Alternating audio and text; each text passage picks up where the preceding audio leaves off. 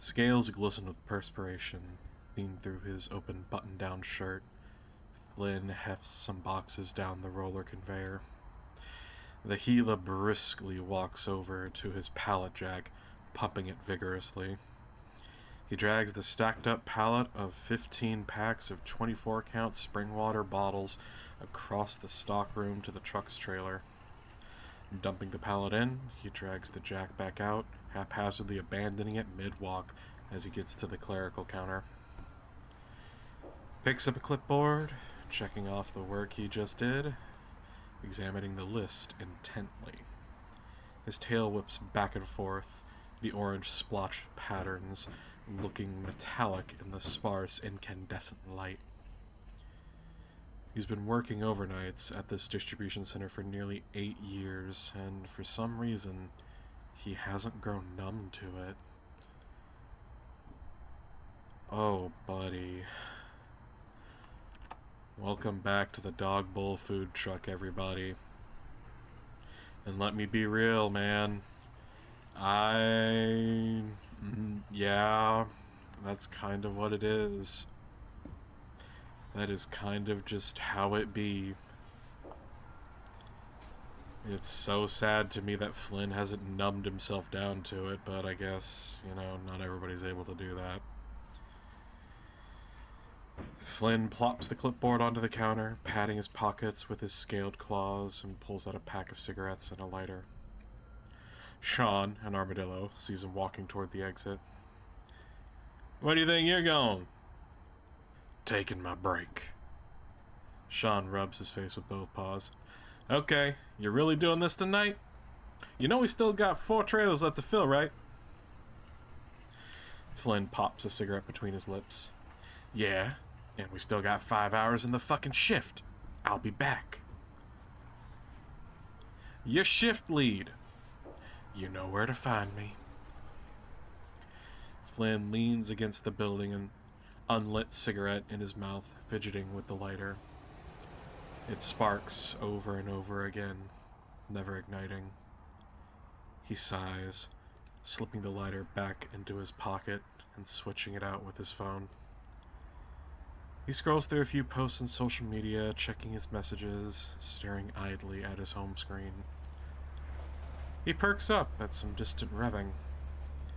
He picks out the familiar pickup truck from across the parking lot, greeting it as it pulls up. "About time. Were you too busy fapping at the moon?" "You would like that. You're just lucky I happened to be up. Otherwise, you'd have no one to talk shit to." Flynn chuckles.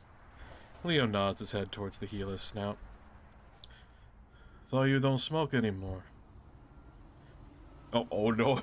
The surprised Flynn face always gets me. Flynn takes the cigarette out of his mouth. Yeah, I don't." "So, what? You just like chewing on them?" Flynn clears his throat. Yeah, actually." "Alright, man. It's great if you quit, but I don't care what you do, right?" "No, fart." He lets out a breath. "I'm serious, I quit. I don't like them." Man, that's kind of how some people I know that have had to quit are. They would just...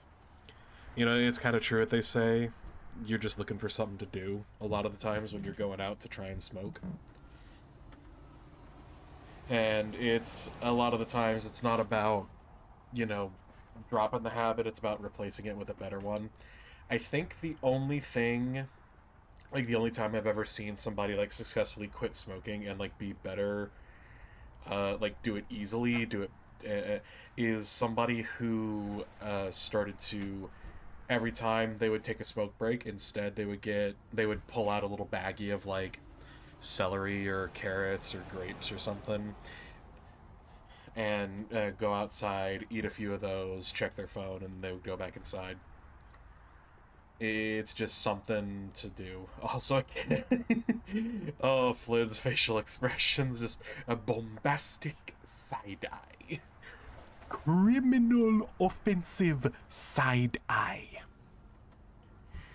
God, I love these.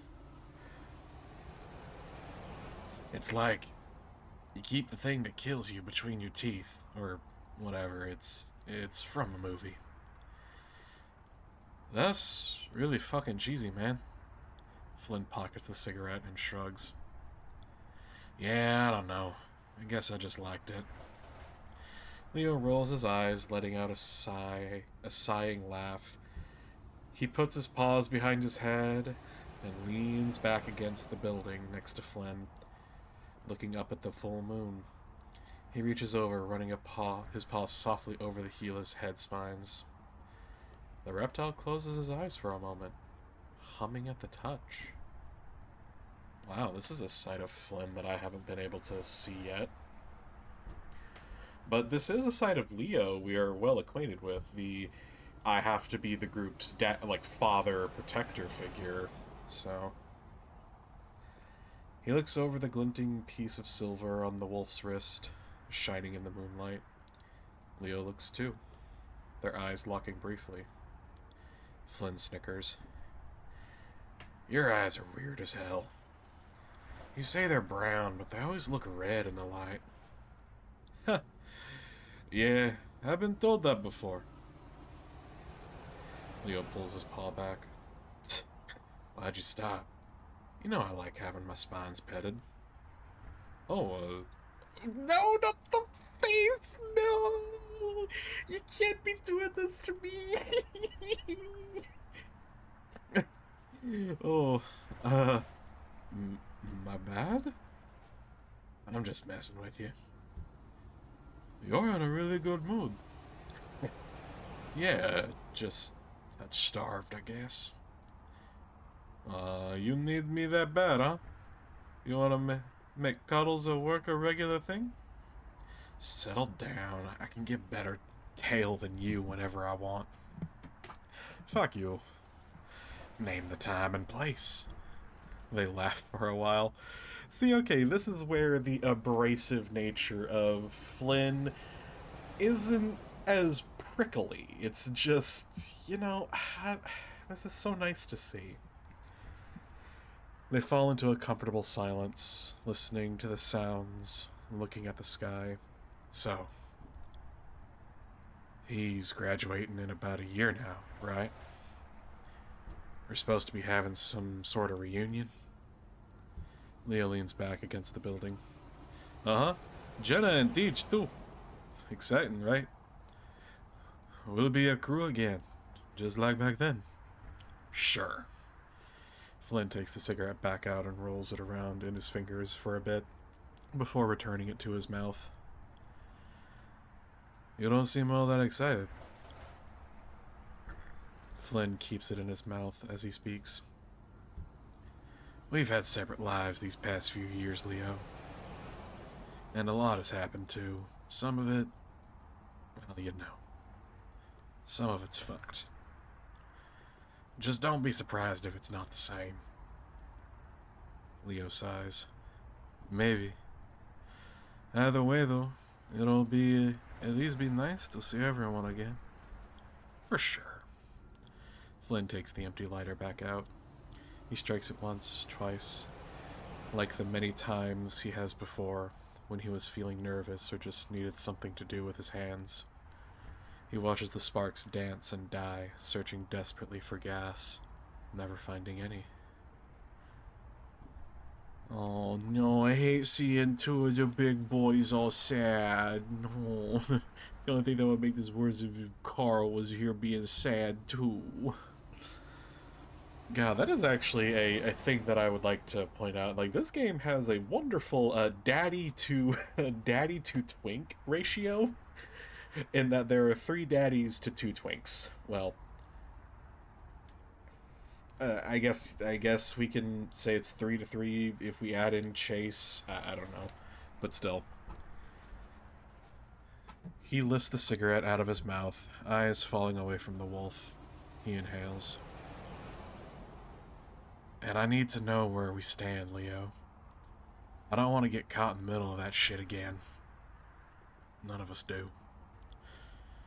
The red wolf's shoulders ease down as he lets out a ragged sigh.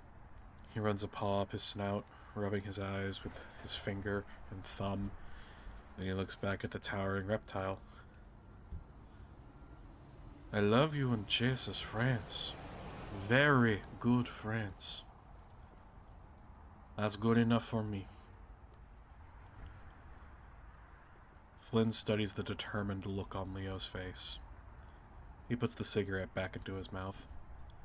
When he speaks again, it's level, almost monotone. I guess that's okay. If that's all you want. What do you mean? Flynn shrugs. Nothing.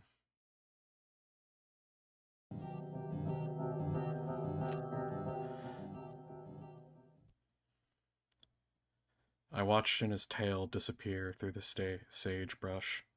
They're headed down in the same trail that I had used to get to Lake Emma. And before I even go further, remember,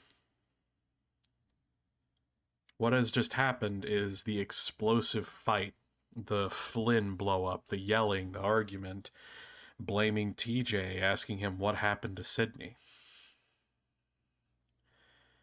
And now everybody's scattered and gone their own ways. I feel odd acknowledging the alternative routes. Like, I want to be thematic and, all that, but I feel like I've already, well, you've seen the intro. I've already been way too serious and way too, playing it straight, I guess.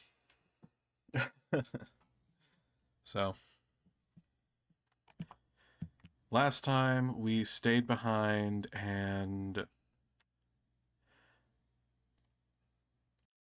I have already forgotten what I was trying to say there. I had to pause and check on something, so we're just going to move on with the knowledge that I wanted to play it straight because that was actually the original intention of this channel, was to play everything exceptionally straight and almost do a soft combination of video essay with gameplay footage and sort of like, because that was my original plan with Dishonored, was to be like, hey, here's Dishonored, here's a bunch of references they make, here's similarities to other things, do a little, basically do a Jacob Geller like thing, but like, micro, like a tiny version, because that, I mean, that man is way too good at his job.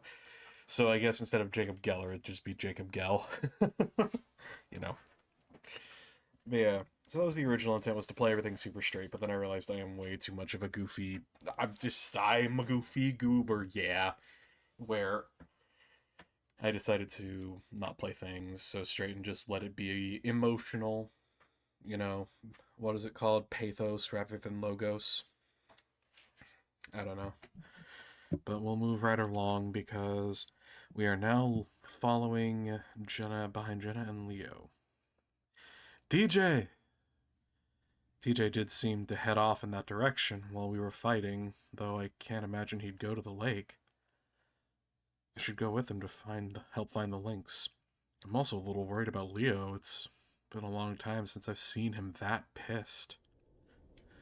When I get there, I find Leo leaning back with his rear up against a big boulder on the shore.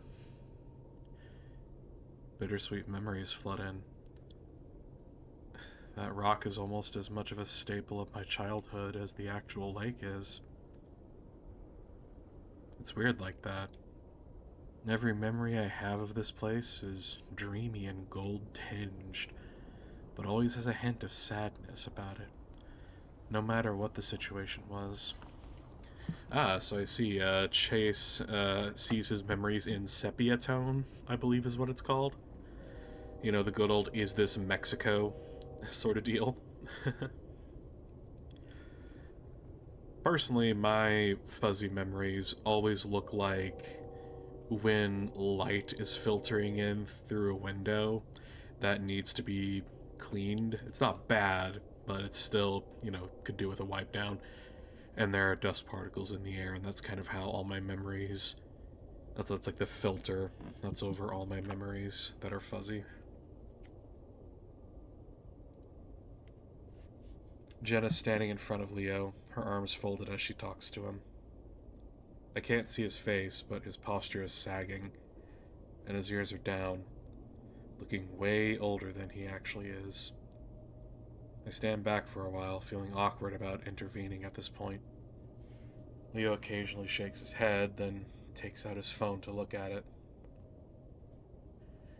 I can see Jenna's getting annoyed, but then she says something and Leo turns his head to look back at me. I seize up for a second, but Jenna is beckoning me with her paw while Leo isn't looking. I start stumbling over the rocks towards them as Leo looks back down at his phone and Jenna starts walking towards me. Just talk to him, he'll listen to you.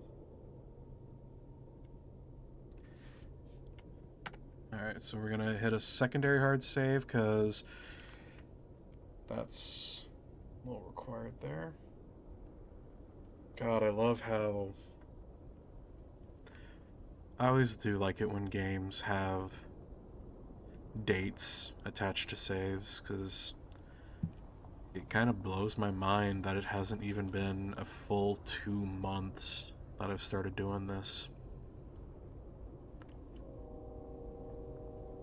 Holy cow.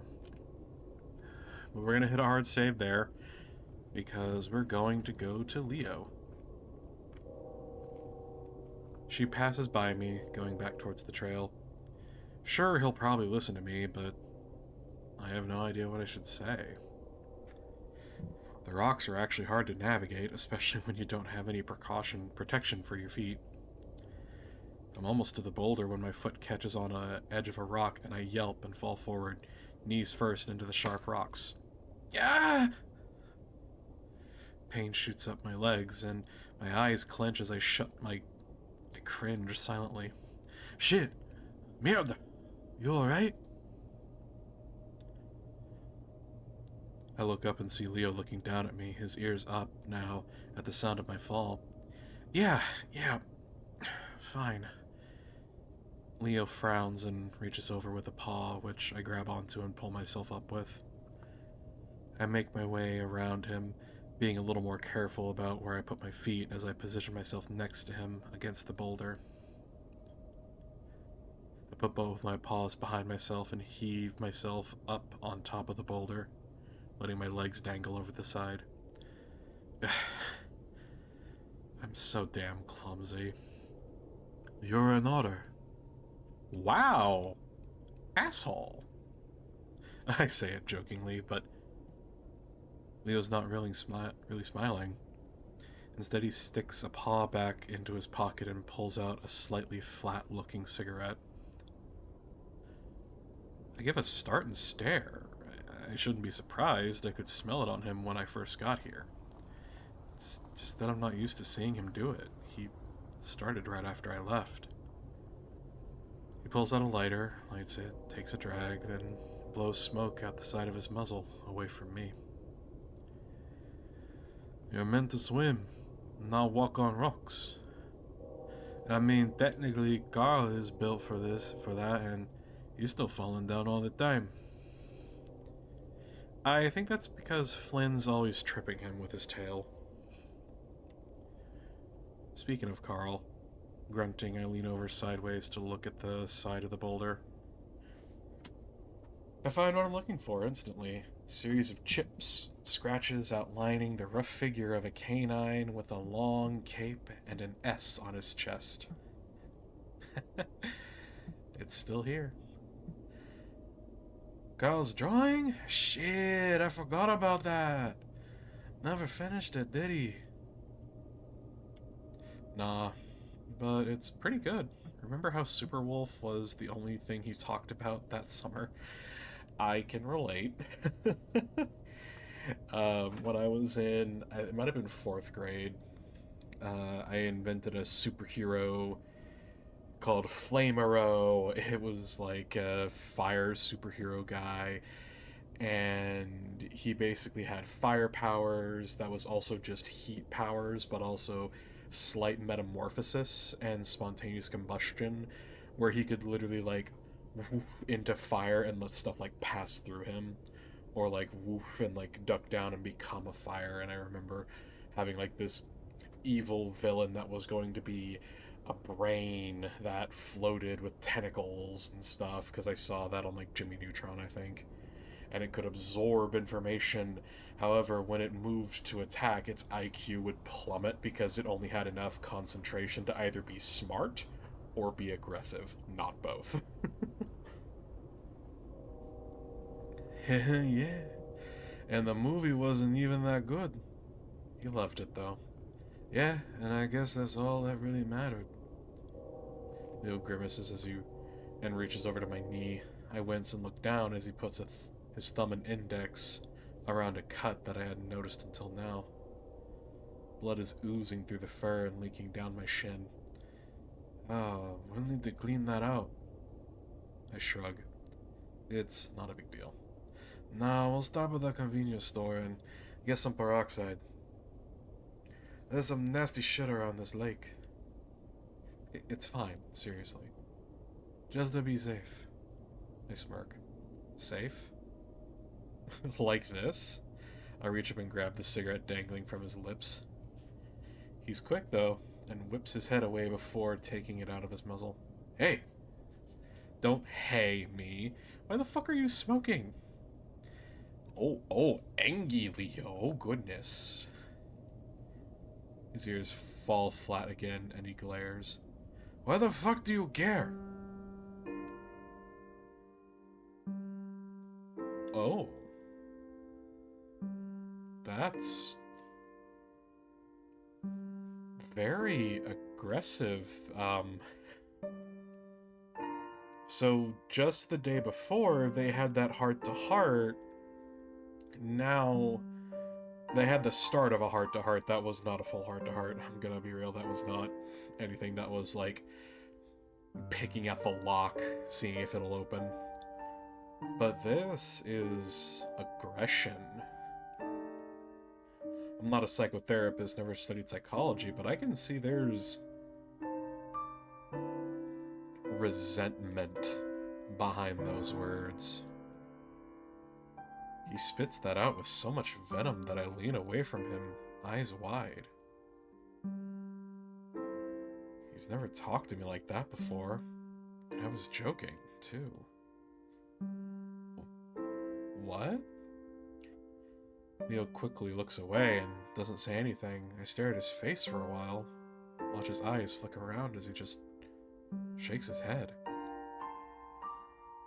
Are you still mad at me? We talked. Of course I'm still mad, Chase. Talking doesn't just fix 3 years. All the progress I thought we made on Saturday was an illusion. Leo's just as upset as he's always been about what happened. Chase!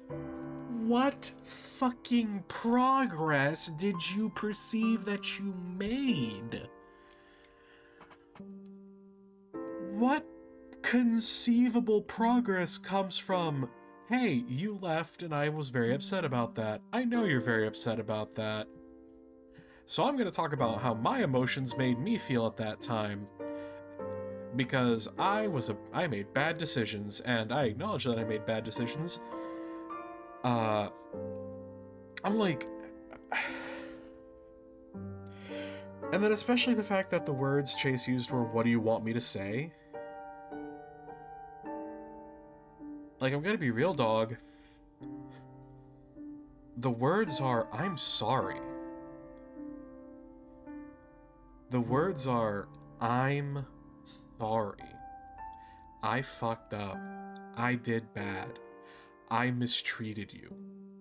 Don't make it about this nebulous set of circumstances you had no control over, because you did. You had the power to talk.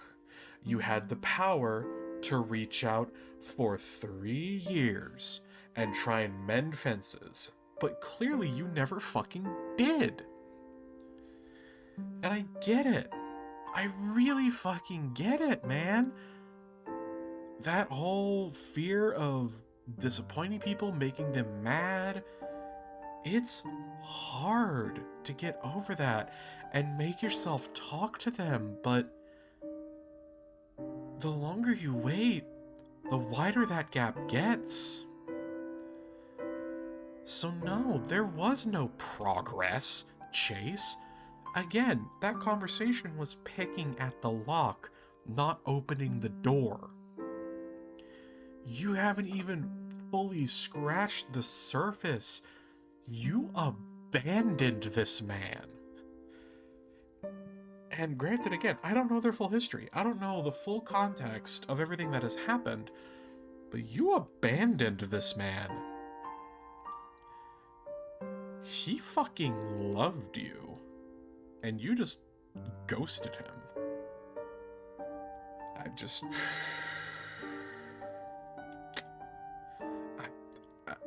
I don't know what you want me to say. What do you want me to say? I literally was just talking about this, Chase, you dumb fucking chunt. That I was wrong to leave? That I should have stayed here? Not leaving me in the dark would have been a good start. Yeah, I fucked that up, but it happened, and I can't fix that. What do you want to happen now? Leo stretches his arms out to either side in one giant shrug. I don't know! This is already familiar. 1,000 past fights flash through my mind. Did we ever agree on anything? I slide off the boulder and Leo snaps his muzzle toward me, probably thinking I'm gonna leave. Instead... Wait. Snaps his muzzle towards me.